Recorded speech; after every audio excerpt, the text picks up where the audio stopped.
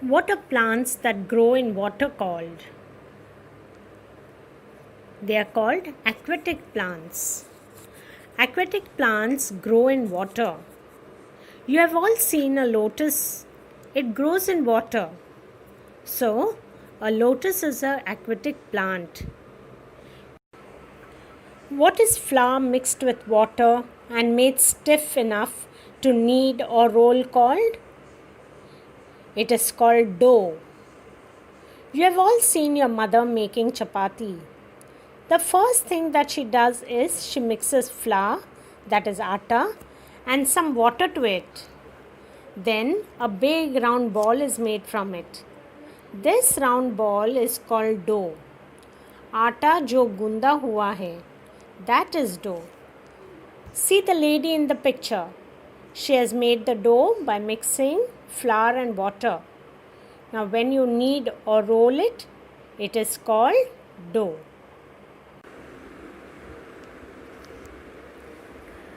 What are eyes, ears, nose, skin and tongue called? Yes, they are called sense organs. Eyes to see, ears to hear, nose to smell, tongue to taste, and skin to feel. We should be very grateful to God because He has given us all these 5 sense organs. There are many people who have eyes but they cannot see. They have ears but they cannot hear. They are deaf. And there are some people who are even dumb. They cannot speak. Who lives in a den? A lion lives in a den. He is the king of the jungle. He rules the jungle. Look how majestic he is. Now, what is a den? A den is a cavity or a hole in some rocks. We also call it a cave. Even if there were other animals living there, they move out when a lion comes to live there. Lions' children live with their pride. A family or a group of lions living together is called a pride. And lions live in a den.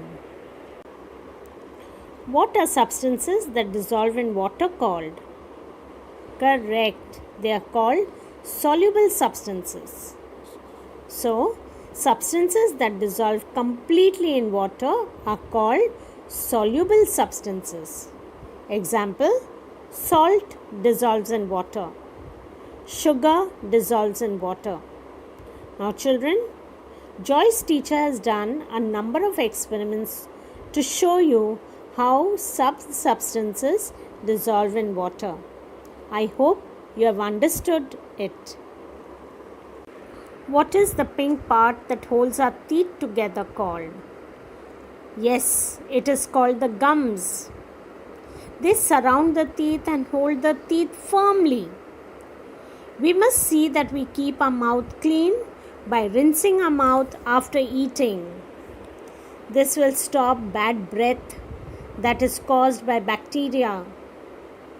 We all must have clean and bright teeth, healthy gums, and fresh breath. What are holes formed in the teeth by eating plenty of chocolates called? Yes, they are called cavities. Cavities are holes formed in the teeth by eating plenty of chocolates, sipping too much of cold drinks, and snacking a lot, like eating kurkure, lays, etc. We must take good care of our teeth, children, to avoid cavities by brushing them every morning and every night before going to bed. If we have a cavity, it is very painful. You may even have to visit a dentist. So do take care of your teeth. Keep them white and bright always. What are flesh-eating animals called? They are called carnivores. In a forest or jungle, we have many wild animals. Not all wild animals are flesh-eating animals. Some eat plants. Example, the deer, zebra, giraffe, elephant, hippo. Some animals eat flesh. Lion, tiger, leopard, hyena, fox, wolf. And some eat both plants as well as flesh, like the bear. So, animals that eat flesh of other animals are called carnivores. Example I have already given, like the lion, the tiger, the hyena, the fox, the wolf, the leopard, the cheetah, and many, many more. What are man-made fibers like nylon, polyester called? They are called synthetic fibers. They are man-made fibers like rayon, nylon, polyester. They are petroleum-based materials.